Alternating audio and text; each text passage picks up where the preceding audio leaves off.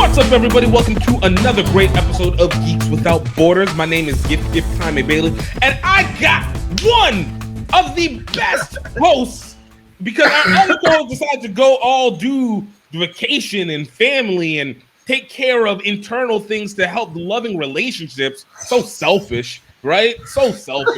So I got the best who also actually takes care of his family and is very loving, but he actually took time. All right, he spent time with us today. JP Finity, JP the Toy Man Mateo. Yo, how you doing What's today, up, brother? brother? Dude, let's get it started. We're gonna start off Miss Marvel, of course. Episode 5. Kamala got to go to Pakistan back in the day. We got to take a look at Aisha and get a little better understanding. Yo, what were your thoughts whenever you watched the episode? I loved how they explained a bit further what did they call it? The partition Mm-hmm. history. Like I love reading about or watching about history. It was a good introduction to what happened to India and Pakistan for a lot of people who don't know about it, Right. and maybe it will give people a deeper understanding about you know um, South Asian countries and their culture, their differences, and just not lump them all together as dark brown skinned people from Asia. Right. Um, the, they're it's multicultural, and I love it. I love how they introduced those little details, like differentiating because I'm like spoiler, guy Hassan talks about because I'm Muslim and this and that, but you see the Buddhist guy, he's like, no, it's not about that. Like, Yeah. it's really great seeing culture. I agree. I agree. One, there's always spoilers, so we never have to say spoilers. It just should be assumed at this point. By the time this comes out, the spoilers we're past it. All right. If you hadn't seen it, it's on you. But like, no, I agree with you. I think it was really interesting to be able to get a look at it. And we always talk about the Disneyfication of things. I felt like they did a good job in finding that balance where you speak about the impact and significance of it, but they kind of downplayed the level of death, but did not underplay the destruction that existed on it. Like they talked about the news report that from the British news report about the fires and Yeah, people burning stuff down. So it was good to be able to at least display that to show the amount of people getting on the train station and at least show that there was clearly a segregation and an animosity against Muslim Indians at the time at that. But one thing that I did like that I found it actually really interesting that they did pull off is that so it comes in how we do language whenever they do the speaking. And I was paying attention to this because I always get really annoyed sometimes whenever you have it in one scene that people are speaking a language, and then in the next scene they're speaking English. And in the same show they're doing it, but it doesn't seem consistent. This time they were consistent, and at first I thought they weren't. So every time that they were speaking English to each other, they were speaking Urdu or Urdu. Whenever they were yeah, speaking in language, they were doing Hindi. And then, of course, you had the British people, but they weren't communicating directly with the British people. So I thought it was a really unique way of actually being able to actually create authenticity with the actual language where it makes sense as to why they understand each other because for us to understand, they don't need to translate Urdu because we've gotten it in different elements already. Um, but we have their communication, but we have the segmentation from Hindi, so that we also understand the significance of the partition and actually the yeah, levels of language being used, and then still making us still be enthralled into that world, even with the jinn stuff, like it didn't feel mythical. forced. Yeah, Exactly. It was like it was really naturally into it. So I really did enjoy this episode. Though my only issue has been, and I can't quite put my finger on it, but I think my only issue that I've had with this show is the this weird development of the enemy Jin. Like they go bad to benevolent so quickly that I don't even feel like I have enough time to like Good, bad, good. yeah, it's just like hold up, wait, Yeah, we're back to this again. Wait, the bad, no, they're good. The bad, they're good. The benevolent, they're like it's like yeah, what's her name? Naima kills Aisha, and then she sacrifices herself for her son, maybe giving her like you feel me? Like it was just yeah. Well, I always maintain.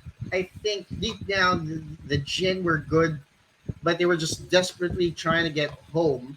yeah, Except like Kamala made her realize, home is where family is, right. and Lilo Kamala and Stitch, baby. yeah, reminded her that her son is her family, and she just left him behind. And Right. it's probably like, yeah, but I agree. The character development of like the Jin was too rapid. Like we don't even know her backstory. Like Right. why did she get why did they get exiled in the first Right. place? Uh, what happened to the bracelets? And then all of a sudden, Kamran, although in the comics he does have powers, he is inhuman. Uh, so yeah, I don't know where this goes. Right, and this is the same. I feel like, and I agree with you. I think it's some of those little tidbits of stories that I wish we could have in there. But that being said, it didn't doesn't take away from the greater part and also the casting. But yeah, with Cameron, I feel like we're trying to set up for the classic Marvel ending where it's a CGI battle of two people of same powers on other Powers. sides. But at the same time, I'm like I don't know what to think of Cameron. Like are we trying to set him up to be a villain and then why and how like or it's because I don't know the Miss Marvel comics that well so or at all. I'm not going to say that well, I don't know him at all. But is he supposed to be a anti-hero or a benevolent villain? Because here it doesn't seem like they're setting him up to be that, but also it feels like they're dropping the little tidbits of being like he's going to you know flash out for some reason. Um, I think like I really think they're setting up a whole new young or new Avengers. Right. Uh, and Kamran and that red dagger dude, I forget Yeah. his name in comics. Because we've got pretty much most of the characters for the Young Avengers. Right. We've We've brought him at least into existence in some way, shape, or yeah, form. Loki, Wiccan, Yeah. uh, and um, I think he's gonna be set up as like one of the characters, probably in uh, a new Avengers thing, or we can see a new buddy comedy, like Kamran and And Red uh, Dagger guy or something no, like that. no, no, no. What's his name? Oh, Brian. Bruno. Bruno. Yeah, Brian. Right. Like Brian can might be his dude in the chair. Like That's facts. But I because mean, what he's would that? got Uh, powers. that would make that'd be real. Yeah, I and can see what they you're saying in probably that. yeah they probably have their own thing later on. Because I think Kamala is going to be drafted to the big leagues, while Kamran could probably be some Do street level more street level dude. stuff. And Right. yeah, Which will so probably still actually end up bringing in the Red Dagger kid as well too. Now that he's kind of now on his own. Which big shout out to Disney because one of the golden rules about usually Disney shows, Marvel or not, is that you don't show blood. Like they don't show red blood, and they killed the guy and they showed red. Like it was on the shirt, but they showed red. I was like, oh, you guys are here trying to take break your own rules. I mean, it's not a big deal for us, but I use an example like the movie Morbius. where how stupid the blue fake blood was because they did not want to create red blood because they thought it would raise the ratings of the movie from PG-13 to R. And it's like, yo, it was just a little bit helps, and it makes things a little bit sit heavier, even though Yeah. So I was surprised. May I interject? Sony, if you're watching this, stop making movies. Stop making Marvel movies. Just Facts.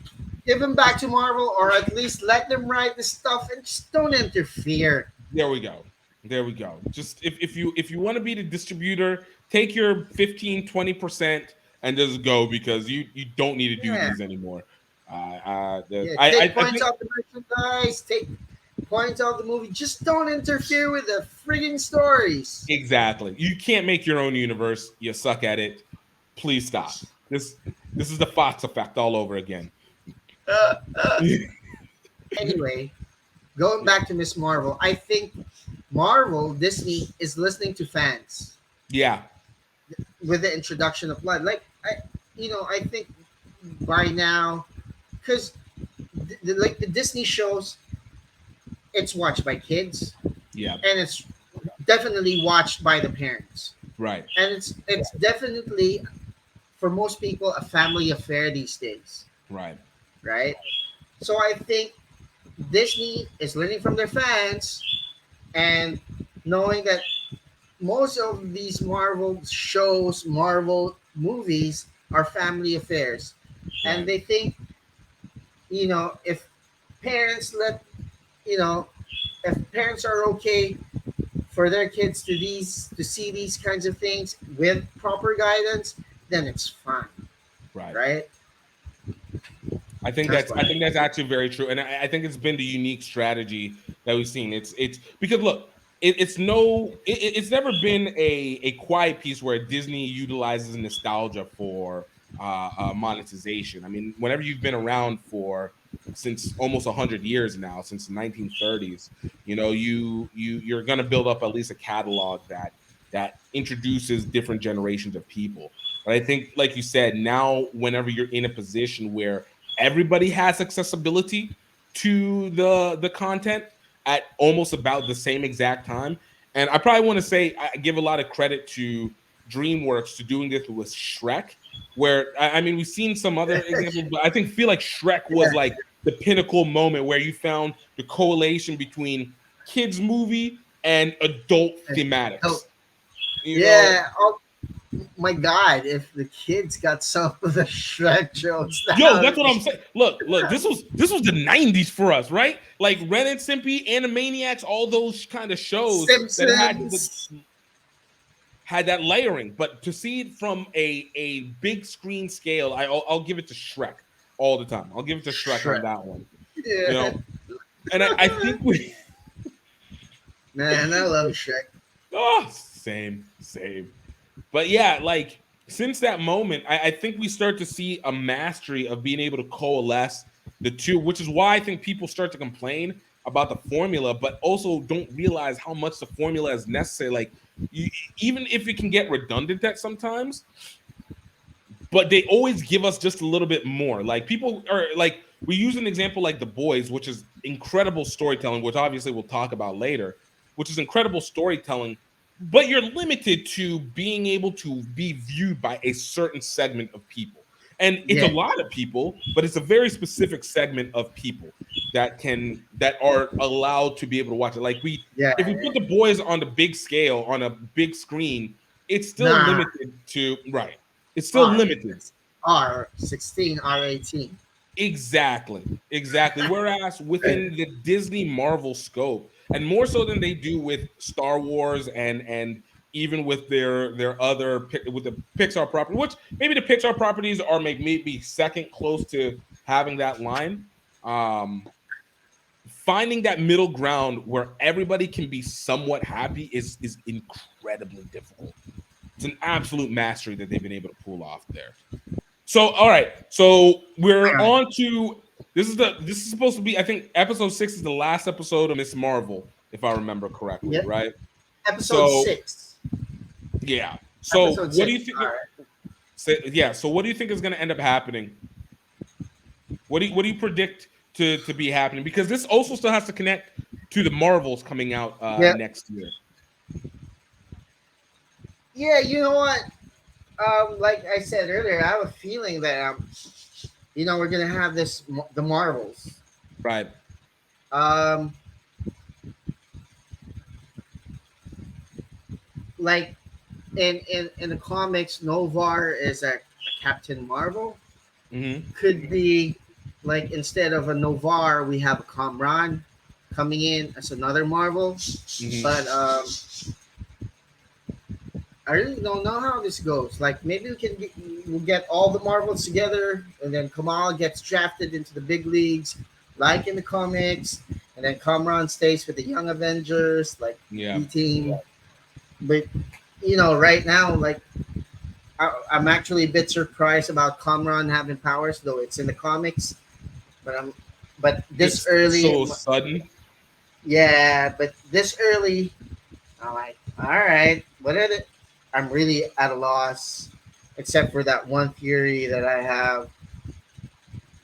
So yeah, I'm kind of excited how this plays out because aside from like what I'm theorizing, which is you know far fetched, Mm-hmm.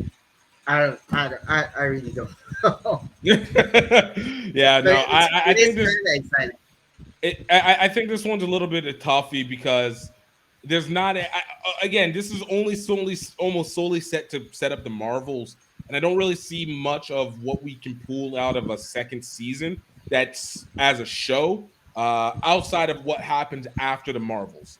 Yeah, So like with her mom now knowing, her friends now knowing, her grandmother now knowing, what's the story to Jin? Is this only transferred through the women? But clearly not. That means not her really, not. son, like her brother, could be partial Jin as well. It should be, and could arguably act as like. There's so many questions that exist. I feel like I actually generally do not know what the heck they're going to do. I do feel like we'll get a Miss Marvel, a Captain Marvel sighting. I think we'll get a Captain Marvel sighting or a Photon sighting, one of the two. But I don't know I what. prefer a photon sighting. I prefer a Photon sighting as well too. I'll take that way above any Carol Danvers. I like photon so much. I made an action figure of photon. Yeah. Maybe hang on. Maybe they'll probably team up and try to defeat Department of Damage Control until they're recruited. Maybe make something worth it out of that little tidbit of seeing the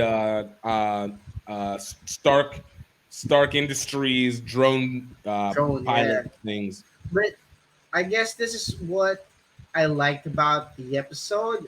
Instead of like like in a lot of like the stuff we watch, we kind of have a feel.